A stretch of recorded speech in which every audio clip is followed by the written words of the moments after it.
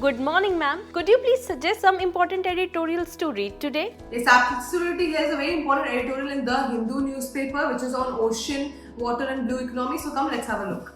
Now the editorial is the Indian Ocean as cradle of new blue economy. So the editorial argues that the Indian Ocean should become a new foundation or a foundation of a new sustainable blue economy, and it is led by India through cooperation, stewardship and inclusivity rather than rivalry. That's what it has talked about. Here you can see when the United Nations Convention on Law of the Sea was negotiated in the 1970s and early 1980s, India stood with the world's smallest and most vulnerable states. Along with Pacific Island countries, India championed the principle that the seabed beyond national jurisdiction should always be the common heritage of mankind. Now, India was historically played a key role in shaping global ocean governance, particularly during the UNCLOS, as we've discussed this period. And these negotiations, particularly during these negotiations where it championed the idea of seabed as a common heritage of mankind, as we have already talked about here. Drawing from this legacy, the editorial stresses that India must again take leadership as the ocean face mounting threats such as climate change, ocean warming, we all know about that, then acidification, sea level rise, overfishing and marine pollution as well. The Indian Ocean supports 1/3 of humanity and is central to global trade, energy flows and biodiversity.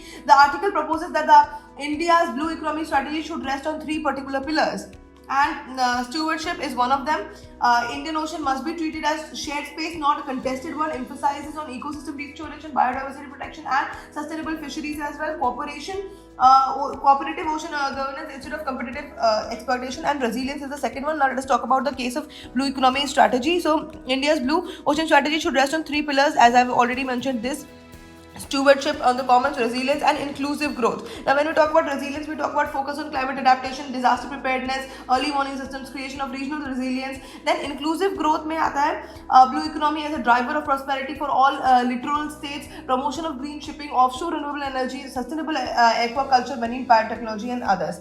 And then we talk about the security through sustainability. Now much of today's disclosure of Indian Ocean is framed in the terms of Indo-Pacific strategy, naval balance, freedom of navigation and secure sea lanes.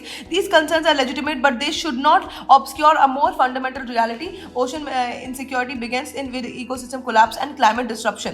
And we have also Operation Sagas and things going on. And then here it talks about India's historic responsibility. So this article editorial becomes very important. Let us talk about the UPSC relevance of this editorial now. So it is highly relevant for GS paper 1, then it is highly relevant for GS paper 2, and then for GS paper 3 as well, for blue economy and everything.